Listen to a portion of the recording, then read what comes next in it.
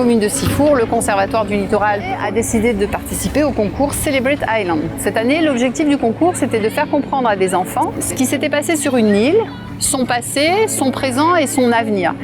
Nous, avec le territoire de l'île du Grand Rouveau, on avait vraiment de quoi illustrer ce sujet-là, puisque en fait, le passé de l'île du Rouveau, c'est l'occupation avec les gardiens de phare, à l'époque où les gardiens de phare habitaient là-bas. Donc il y avait une vie sur cette île avec donc les gardiens qui allaient, qui venaient, puisqu'il y avait des rotations. Le présent de l'île, en fait, c'était que dès l'abandon de ce fonctionnement-là, c'est-à-dire quand le phare a été automatisé vers les années 76 et que l'île est restée, on va dire, sauvage, donc un plan de gestion a été inscrit par le Conservatoire du Littoral et on a commencé une restauration écologique. Ça, c'est le présent de l'île, c'est-à-dire on veut emmener cette île à retrouver sa biodiversité. Cette île, elle fait partie d'un réseau d'îles de Méditerranée qui s'appelle le réseau des petites îles de Méditerranée.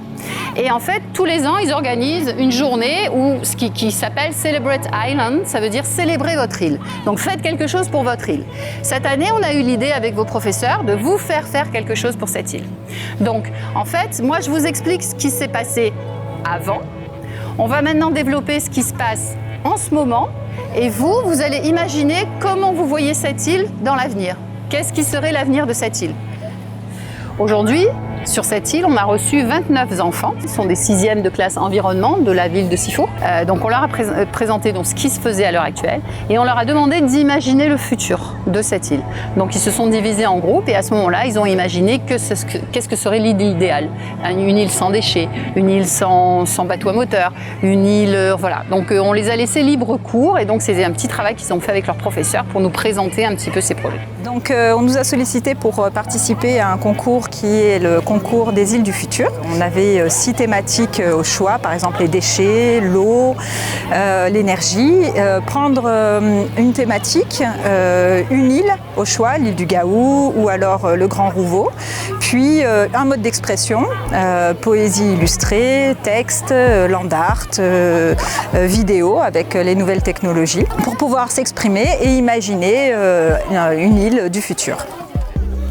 On voulait faire un transformateur d'eau dans un des bâtiments pour récupérer l'eau de la mer et la dessaler, la transformer en eau potable pour la redistribuer au phare et à la ville. En fait, on compte mettre des éoliennes, donc que ce soit dans l'eau ou ici, mais on compte ne pas trop en mettre. Et des fois, peut-être un petit peu sur les rebords, vu qu'il y a beaucoup de rebords, des petites éoliennes pour qu'ils puissent avoir un peu d'énergie. On avait l'idée de faire un potager et avec les sous qu'on récoltait de ce potager, on allait améliorer le phare. Et l'eau qu'on amènera pour arroser le potager, on l'amènera à partir d'un filtre que l'eau, on ira la chercher à la mer. Et ce filtre, il marchera à l'électricité, mais à l'électricité solaire, donc grâce à des panneaux solaires. Ils ont pu découvrir plein de choses, ils repartent ravis. Ils ont pu naviguer sur des bateaux patrimoniaux parce qu'on s'est rendu sur cette île sur le petit bateau Pointu, donc grâce à l'association Loucapian du Brusque. Et donc ils ont abordé cette île vraiment de la façon la plus naturelle possible. Et ils en ont vraiment, je pense, fait tout le tour. Et ils en ont vraiment pu évaluer toute la richesse.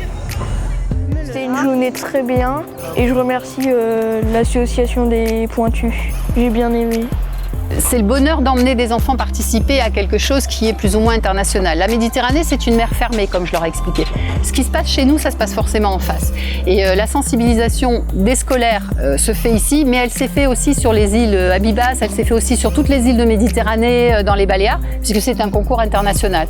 Donc que Sifour participe à ce concours international, c'est un plus. Et les enfants, le travail qu'ils ont fait aujourd'hui de découverte, va être valorisé par le fait qu'ils aient participé, gagnant ou pas gagnant. Mais au moins, ils ont participé à un concours, c'était constructif et ils ont imaginé des choses.